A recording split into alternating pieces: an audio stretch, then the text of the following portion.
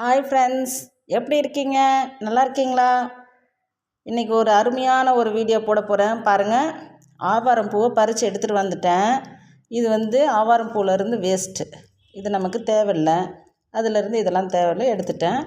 But இந்த இதழ் பாருங்கள், ரொம்ப ரொம்ப வேல்யூவானது. என்ன அப்படின்னா, இந்த ஆவாரம் பூ கூட்டு செய்வாங்க, கூட்டு செஞ்சு சாப்பிட்லாம்.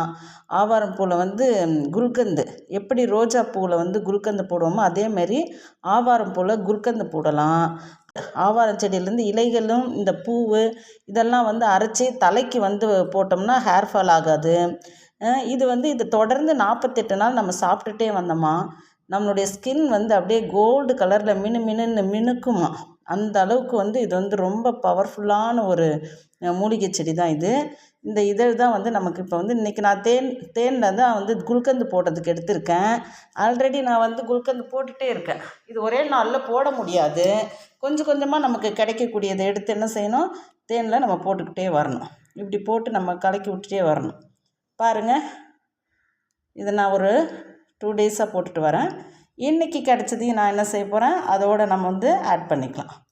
பாருங்கள், போட்டு நம்ம நல்லா என்ன செஞ்சிடணும், நல்லா தேன் போட்டு கலக்கி வச்சிடணும்.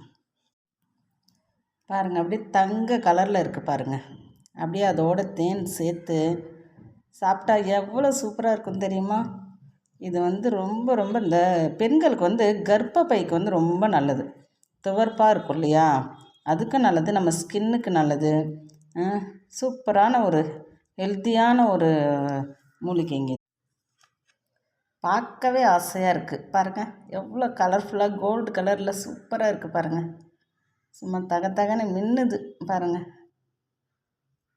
இதை எல்லோரும் சாப்பிட்லாம். சாப்பிட்டா உங்களோட ஸ்கின்னும் அப்படியே கோல்டு கலரில் தகன்னு மின்னும்.